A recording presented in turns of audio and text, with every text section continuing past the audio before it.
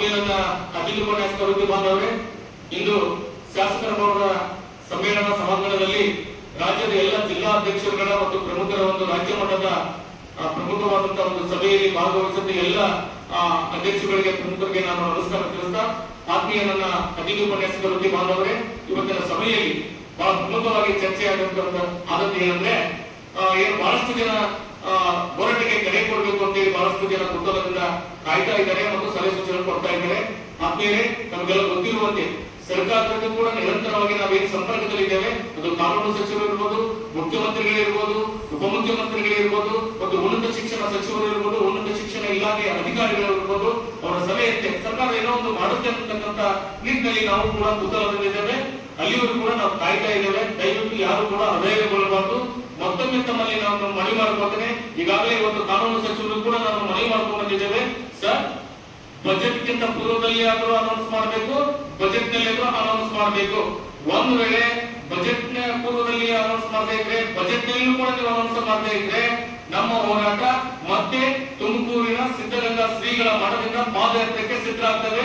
ಅದು ಕ್ವಾಲಿಫೈಡ್ ಇರಲಿ, ನಾನ್ ಕ್ವಾಲಿಫೈಡ್ ಇರಲಿ, ಹೊರಗುಳಿದವರು ಇರಲಿ, ಕ್ವಾಲಿಫೈಡ್ ಇದ್ದು ಹೊರಗುಳಿದಿದ್ದಾರೆ, ಅವ್ರಿಗೂ ಎಲ್ಲರೂ ಸೇರ್ಕೊಂಡು ಇದು ಅತ್ಯಂತ ದೊಡ್ಡ ಹೋರಾಟಕ್ಕೆ ನಾವು ಸಿದ್ಧರಾಗ್ತೇವೆ ಅನ್ನುವಂತ ಮಾತನ್ನು ಕೂಡ ಇವತ್ತು ನಾನು ಮಾನ್ಯ ಕಾನೂನು ಸಚಿವರಿಗೆ ಗಮನಕ್ಕೆ ತಂದಿದ್ದೇನೆ. ನಾವೆಲ್ಲರೂ ಕೂಡ ಮತ್ತೊಮ್ಮೆ ಧೈರ್ಯವಾಗಿರಬೇಕು. ಇವತ್ತು ಬಹಳ ಎಲ್ಲ ನಮ್ಮ ಜಿಲ್ಲಾಧ್ಯಕ್ಷರು ಉತ್ತಮವಾದಂತಹ ಸಲಹೆ ಸೂಚನೆಗಳ ಮೂಲಕ ಇವತ್ತು ಈ ಸಭೆ ಬಹಳ ಯಶಸ್ವಿ ಪೂರ್ಣವಾಯಿತು.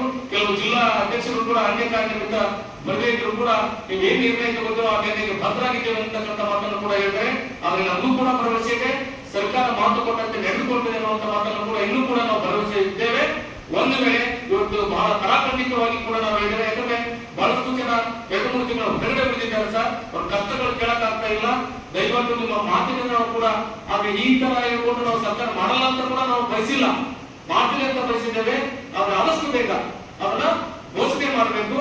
ಇಲ್ಲ ಇದ್ರೆ ನಾವು ಬಜೆಟ್ ನೊಳಗ ಅಥವಾ ಬಜೆಟ್ ನಂತರ ನೀವು ಪ್ರಶ್ನೆ ಮಾಡಿದ್ರೆ ಅದು ನಮಗೆ ತಡ್ಕೊಳಕ್ ಆಗಲ್ಲ. ನಮ್ಮ ಹೋರಾಟ ಶತ ಸಿದ್ಧವಾಗಿದೆ, ಹೋರಾಟ ಮಾಡುವುದು ಶತ ಸಿದ್ಧ ಅಂತ ಕೂಡ ನಾನು ಇವತ್ತು ಕಾನೂನು ಸಚಿವರು ಕೂಡ ನಾನು ಮನವಿ ಮಾಡಿಕೊಂಡಿದ್ದೇನೆ. ದಯವಿಟ್ಟು ಕೂಡ ನಾವೆಲ್ಲರೂ ಏನು ಧೈರ್ಯವಾಗಿರ್ಬೇಕು ಅಂತ ಈ ಮೂಲಕ ತಮ್ಮಲ್ಲಿ ಮನವಿ ಮಾಡ್ಕೊಳ್ತೇನೆ. ಯಾಕಂದ್ರೆ ಇದೊಂದು ಮತ್ತೆ ಏನು ಈ ತರ ನೀವೆಲ್ಲ ಚರ್ಚೆ ಆಯ್ತು ಅಂತ ಅನ್ಕೋಬೇಡಿ. ಯಾಕಂದ್ರೆ ನಮಗೂ ಒಂದು ತಾಳ್ಮೆ ಇದೆ, ಆ ತಾಳ್ಮೆ ಮೀರಬಾರದು ಅನ್ನುವಂಥದ್ದನ್ನ ಈಗಾಗಲೇ ಕಾನೂನು ಸಚಿವರಿಗೆ, ಮುಖ್ಯಮಂತ್ರಿಗಳಿಗೆ ಕೂಡ, ಉನ್ನತ ಶಿಕ್ಷಣ ಸಚಿವರು ಕೂಡ ನಾವು ಮನವಿ ಮಾಡ್ಕೊಂಡಿದ್ದೇವೆ. ಯಾಕಂದ್ರೆ ಬಹಳಷ್ಟು ಅಳುಗಳನ್ನ ಕೇಳಕ್ ಆಗಲ್ಲ. ಅಧಿಕ ಉಪನ್ಯಾಸಕರು ವಿಶೇಷವಾಗಿ ನಾನ್ ಕ್ವಾಲಿಫೈಡ್ ಇರ್ಬೋದು, ಕ್ವಾಲಿಫೈಡ್ ಇರ್ಬೋದು, ಎಲ್ಲರೂ ಕೂಡ ನಾವೇನು ಈ ಒಂದು ಪಾಠ ಮಾಡೋದು ಕೂಡ ಅವ್ರು ಕೂಡ ನೆಮ್ಮದಿ ಇಲ್ಲ. ಕೆಲವೊಂದು ಕಾಲೇಜುಗಳಲ್ಲಿ ಪ್ರಾಂಶುಪಾಲರ ಒತ್ತಡ, ಕಿರುಕುಳ, ಹೆಚ್ಚುವಳಿಗಳ ಕಿರುಕುಳ, ಕೆಲವೊಂದು ಕಾಲೇಜುಗಳಲ್ಲಿ ಅವ್ರಿಗೆಲ್ಲರೂ ಕೂಡ ಒಂದು ಕಠಿಣ ಕ್ರಮ ಕೈಗೊಳ್ಳಬೇಕು ಅನ್ನುವಂತ ಮೂಲಕ ನಾನು ಒಂದು ಕಾನೂನು ಸಚಿವರು ಕೂಡ ನಾನು ಮನವಿ ಮಾಡ್ಕೊಂಡಿದ್ದೇನೆ. ಉನ್ನತ ಶಿಕ್ಷಣ ಸಚಿವರು ಕೂಡ ನಾನು ಮನವಿ ಮಾಡ್ಕೊಂಡಿದ್ದೇನೆ. ದಯವಿಟ್ಟು ತಾವೆಲ್ಲರೂ ಕೂಡ ಧೈರ್ಯವಾಗಿರ್ಬೇಕು ಅಂತ ಈ ಮೂಲಕ ಇವತ್ತಿನ ಸಭೆಯಲ್ಲಿ ಚರ್ಚೆಯಾದಂತಹ ವಿಷಯಗಳು ಕೂಡ ತಮ್ಮ ಗಮನಕ್ಕೆ ತರಬಯಸ್ತೇನೆ. ತಾವೆಲ್ಲರೂ ಕೂಡ ಧೈರ್ಯವಾಗಿರುವಂತೆ ಈ ಮೂಲಕ ತಮ್ಮಲ್ಲಿ ಮತ್ತೊಮ್ಮೆ ಮನವಿ ಮಾಡಿಕೊಂಡು ನಾನು ಮಾತುಗಳನ್ನು ಮುಗಿಸ್ತೇನೆ. ಜೈ ಭುವನೇಶ್ವರ್.